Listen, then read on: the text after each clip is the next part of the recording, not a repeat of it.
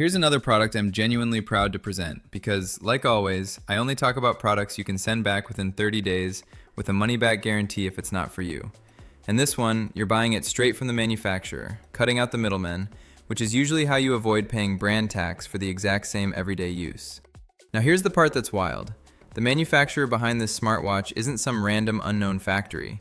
They're the kind of producer that also builds for big, household name smartwatch brands. I can't name names, but you know exactly what I mean. And they're now pushing their own watch under their own label with very similar underlying tech. Obviously not identical because there are rules and limitations, but in day-to-day use, most people won't notice a meaningful difference. Yes, the design is different, but honestly, that's secondary. What matters is what it does for your real life and how much you don't overpay to get it. And that's exactly why the big brands should be worried. People are done paying premium prices when what they really want is something useful, reliable, and simple. Now the most important question, does the battery actually hold up in real life? Or is this the kind of watch you end up charging every single night? The answer comes down to one setting almost everyone messes up on day one, and I'll give it to you in a minute. Quick note before I continue, the link is in the description, and the official page is currently advertising a limited time deal up to 70% off, so you can check today's price and availability right now if you want. Now, let's talk numbers and real-world expectations. The info being promoted publicly is 3 to 5 days of battery on a single charge and a full recharge in about 2 hours.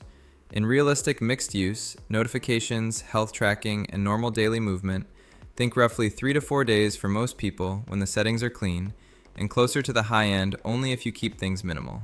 The companion app is HryFine, and it's built around Bluetooth Low Energy, BLE, so the connection stays reliable while keeping power usage under control. That BLE connection is also how the app pushes the core everyday stuff, call SMS alerts and real-time notifications, to the watch. Now here's the clean, no excuses way to test battery life so you're not guessing, and so your results are actually comparable from one person to another. Charge it to 100% and write down the time. For the next 48 hours, lock in the same conditions. Brightness at 50%, wrist raise on, inactivity reminders on, and notifications enabled for exactly 3 sources. For example, SMS plus WhatsApp plus email. If you want it semi-automated, set a repeating reminder every 30 minutes and send a short test message from a second phone each time. Same count, same length, so the load is consistent. Then, once a day, at the exact same time, record the battery percentage. After 2 days, you'll know immediately whether you're living in the about 3 days reality or the closer to 5 days reality. And here's the battery killer setting I promised. Letting every app spam your watch with notifications all day. Social apps, promos, game alerts, random pushes, because every alert wakes the screen, triggers the vibration, and forces constant background work. Keep only what matters, calls, messages, calendar, and your battery life stops collapsing. For the sensors, the goal is consistency, not medical perfection. Wear it 1 to 2 centimeters above the wrist bone, snug but not tight, and fill in your profile in the app. Age, height, weight, so the estimates make more sense over time. If you're tracking sleep, keep it on the same wrist with the same fit for a full week. Otherwise, the differences you see are often just the watch moving around.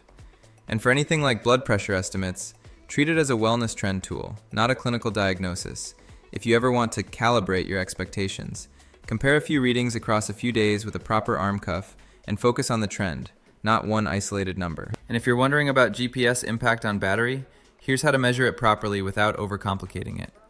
Do a 30-minute walk with your normal activity tracking and note the battery drop. Then do the same 30-minute walk again, but this time run a phone route tracking app with GPS actively on in the background while the watch stays connected, and compare the difference. That isolates what GPS on does to your personal setup. Before you go, because this is the second action moment, if what you want is a watch that covers the essentials, daily activity, wellness trends, sleep insights, and useful notifications, and lasts multiple days without draining your wallet, that's exactly the positioning being promoted for FitiWatch with the HryFine setup. So click the link in the description now to grab the up to 70% off deal while it's still there, and test it at home with the 30-day money-back guarantee being advertised. Do the 48-hour battery test exactly like I explained, clean up the notification settings, and in 2 days, you'll know if it's a true daily driver for you or not.